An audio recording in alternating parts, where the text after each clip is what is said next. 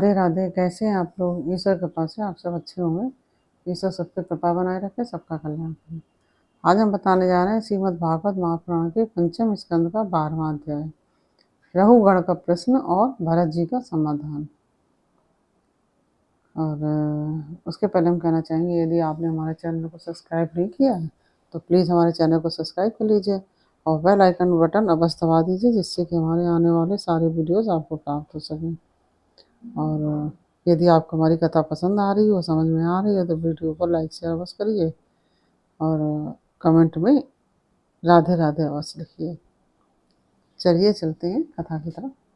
श्रीमन्नारायण नारायण हरि हरि, भजमन्नारायण नारायण हरि हरि, तेरी लीला सबसे प्यारी प्यारी, हरि हरि तेरी लीला सबसे न्यारी न्यारी, हरि हरि श्रीमन्नारायण नारायण हरि हरि, लक्ष्मण नारायण हरि हरि। राधे राधे।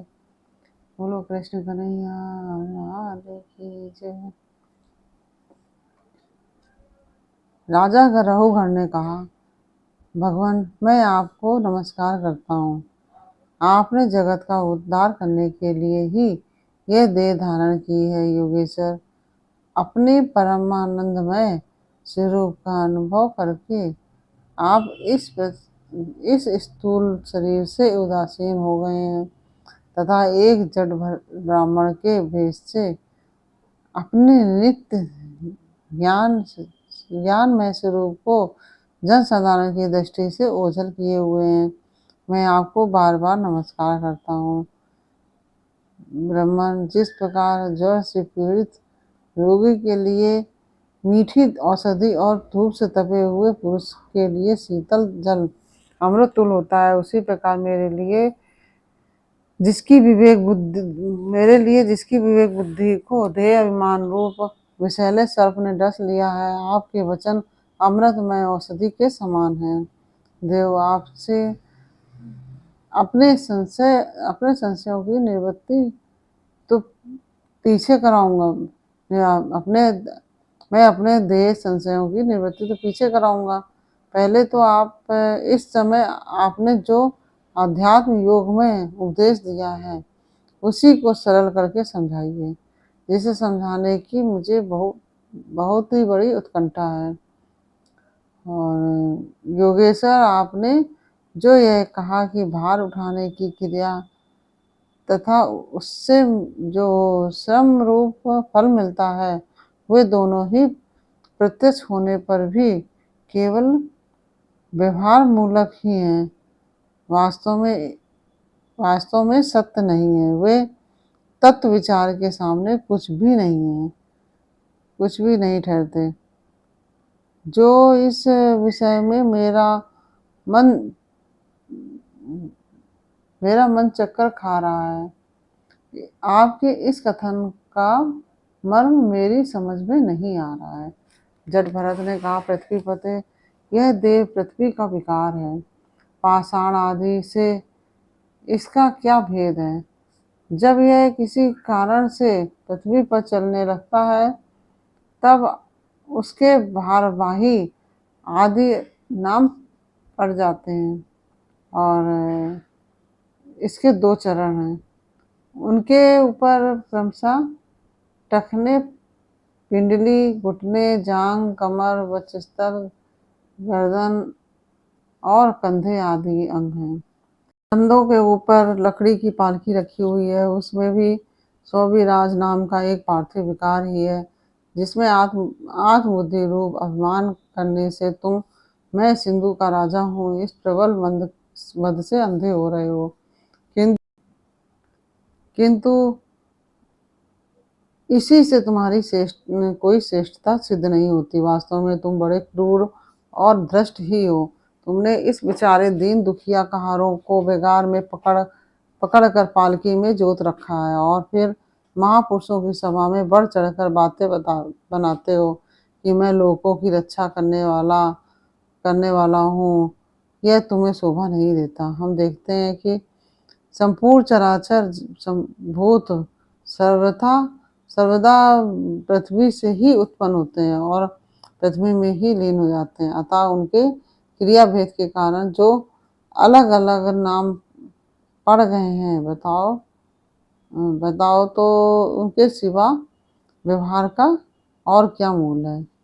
इस प्रकार पृथ्वी शब्द का वो व्यवहार भी मिथ्या ही है, वास्तविक नहीं है, किंतु यह अपने उपादान कारण सूक्ष्म परमाणुओं में लीन हो जाती है और जिनके मिलने से पृथ्वी रूप कार्य की सिद्धि होती है। वे परमाणु अविद्यावश मन से ही कल्पना किए हुए हैं, वास्तव में उनकी भी सत्ता नहीं है।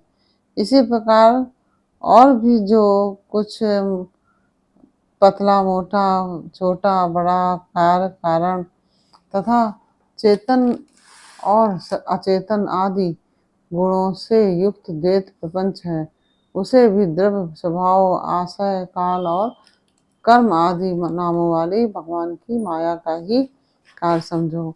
विशुद्ध परमार्थ रूप अद्वितीय तथा भीतर बाहर के भेद से रहित परिपूर्ण ज्ञान ही सत्य वस्तु है। वह सर्वांतवर्ती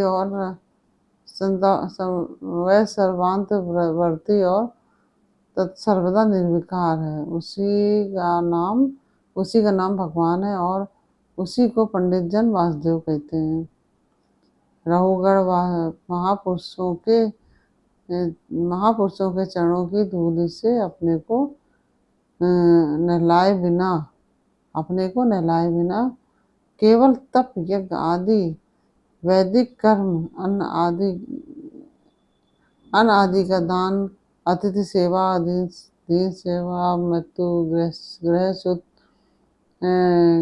गृह स्तोचित धर्मानुष्ठान वेद अध्ययन तथा जल अग्नि और सूर्य की उपासना आदि किसी भी साधन से वह परमात्मा ज्ञान प्राप्त नहीं हो सकता। इसका कारण यह है कि महापुरुषों के समाज में सदा पवित्र कीर्ति सी हरि के गुणों की चर्चा होती रहती है। इससे विषय वार्ता तो पास ही नहीं भटकने पाती और जब भगवत कथा का नित्य प्रति सेवन किया जाता है, तब वह मोक्षाकांक्षी पुरुष की शुद्ध बुद्धि को भगवान वासुदेव में लगा देती है। पूर्व जन्म में भरत नाम का राजा था। ऐहिक और पारलौकिक दोनों प्रकार के विषयों से विरक्त होकर भगवान की आराधना में ही लगा रहता था, तो भी एक मृग में आसक्ति हो जाने से मुझे परमार्थ से भ्रष्ट होकर अगले जन्म में मृग बनना पड़ा। किंतु भगवान श्री कृष्ण की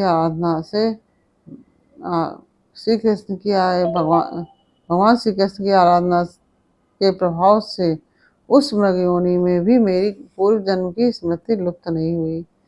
इसी से मैं अब जन संसर्ग से डरकर सर्वदा असंग भाव से गुप्त रूप से ही विचरता रहता हूँ। सारांश यह है कि विरक्त महापुरुषों के सत्संग से प्राप्त ज्ञान रूप खड्ग के द्वारा मनुष्य को इस लोक में ही अपने मोह बंधन को काट डालना चाहिए। फिर श्री हरि की लीलाओं के कथन और श्रवण से भगवत स्मृति बनी रहने के कारण वह सुगमता से ही संसार मार्ग को पार करके भगवान को प्राप्त कर सकता है। इस प्रकार यह 12वां अध्याय पूर्ण हुआ। नारायण नारायण हरि हरि बजवन नारायण नारायण हरि हरि तेरी लीला सबसे प्यारी प्यारी हरि हरि तेरी लीला सबसे न्यारी न्यारी हरि हरि। राधे राधे।